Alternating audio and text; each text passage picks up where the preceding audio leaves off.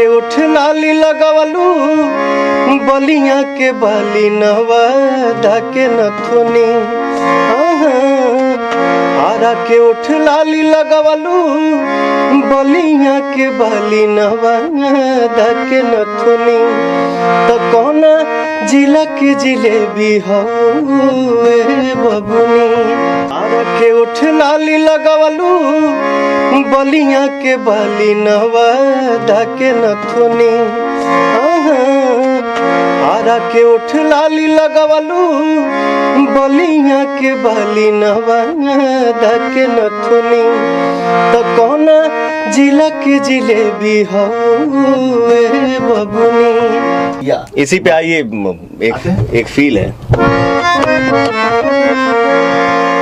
आजकल ही गाना खूब चल रहा बा, इसी फिल्म का गाना है। आरा के उठ लाली लगवलू बलिया के बाली नवादा के नथुनी। आरा के उठ लाली लगवलू बलिया के बाली नवादा के नथुनी। तो कौना जिला के जिलेबी हो बबुनी। देखिए कमाल कमाल। अलग फेंका कि नहीं? लेकिन चश्मे का फील, आप चश्मा पहने और मैंने फेंका। एक बार और लगाए तो एक गाना और हो जाए। एक बार और पहनेंगे तो एक और गाऊंगा। बिल्कुल। और इनसे कुछ बातें हो जाएं, फिर उसके बाद सेकंड बार टाइम और पहनूंगा। ठीक है, गाना रेडी रखना। ठीक है। हम कुछ देर पहले कहनी है आपसे कि हम कंपटीशन के भावना ना रखीला केहू से।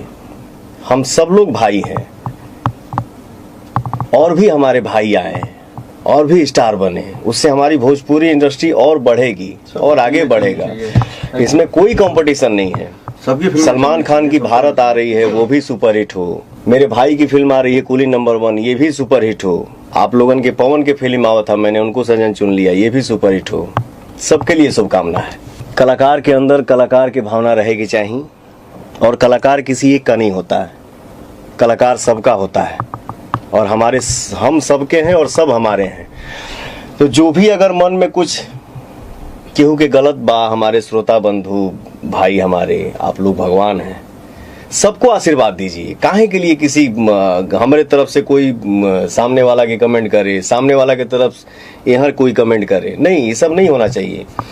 जे जितना मेहनत करे उतना आप लोग आशीर्वाद दीजिए सबको, और सबको आगे बढ़ाइए, सबको बुलंदी पर पहुंचाइए, सबको मस्त बनाइए एकदम, क्योंकि हमारे श्रोता ही रियल सुपरस्टार हैं।